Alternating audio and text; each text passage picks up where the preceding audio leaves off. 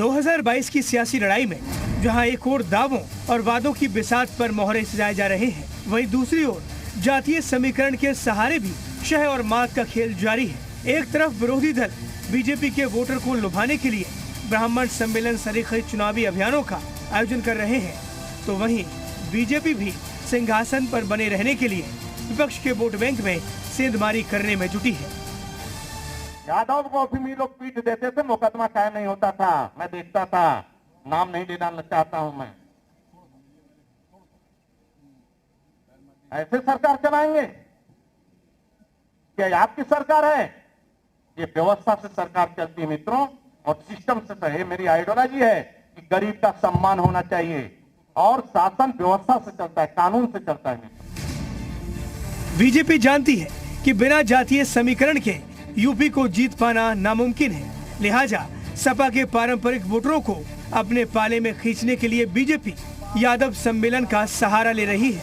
लखनऊ में बीजेपी के पिछड़ा वर्ग मोर्चा ने यादव समाज के सम्मेलन का आयोजन किया, जिसमें बीजेपी अध्यक्ष स्वतंत्र देव सिंह समेत कई बड़े पदाधिकारी मौजूद रहे।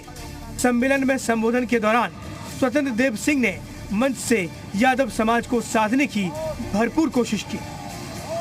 आप ही हमारे अटल बिहारी वाजपेयी, पंडित दीनदयाल उपाध्याय, डॉक्टर श्यामा प्रसाद मुखर्जी, वंदे मातरम का नारा दुनिया में गूंजे, और मेरी माता उच्च स्थान पर बैठकर दुनिया को दिशा दे कि आतंकवाद नहीं, शांति का मार्ग है, गुंडागर्दी नहीं, वृक्षारोपण चाहिए, भ्रष्टाचार नहीं, जल संचयन चाहिए। बीजेपी प्रदेश अध्यक्ष ने यादव समाज को राष्ट्रभक्त बताते हुए अखिलेश सरकार पर जमकर निशाना साधा। मंच से स्वतंत्र देव सिंह ने कहा कि पिछली सरकार में यादव लड़कियां भी बिना डर के बाहर नहीं निकलती थी। चाहे सेना में हो, चाहे चीन का युद्ध रहा हो, सभी स्थानों पर हर जगह सम्मान हुआ है, और स्वयं भगवान कृष्ण को भी अवतार लेना पड़ा इसी समय। जो सपा शासन में गुंडई लोग करते थे, 20 सालों से गुंडई कर रहे, चाहे किसी पार्टी का राज रहा हो मित्रों, 20 सालों से 25 सालों से गुंडई करने वालों को ठीक करने वाला देश का पहला मुख्यमंत्री है मित्रों, जिसकी आप कल्पना नहीं करते। नहीं तो सरेआम यादव हो चाहे कोई हो भाई, इस सूटी से निकल नहीं सकती थी लड़की किसी गांव में। वहीं सम्मेलन में शामिल हुए राज्य मंत्री गिरीश चंद्र यादव ने दावा किया कि समाजवादी पार्टी के साथ कभी यादव जुड़े ही नहीं हैं। जिन लोगों को इस बात का गुरूर है, घमंड है कि यादव समाज उनके साथ है, 2019 के चुनाव में, इसीलिए लोकसभा का चुनाव जो है डिम्पल यादव कन्नौज से लड़ी।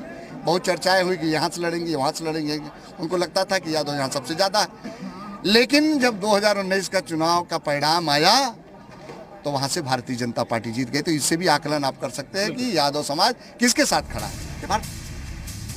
बहरहाल एम फैक्टर में यादव समाज की भूमिका बेहद अहम है, और 2012 के चुनाव में भी इसी फैक्टर के दम पर समाजवादी पार्टी सत्ता में आई थी।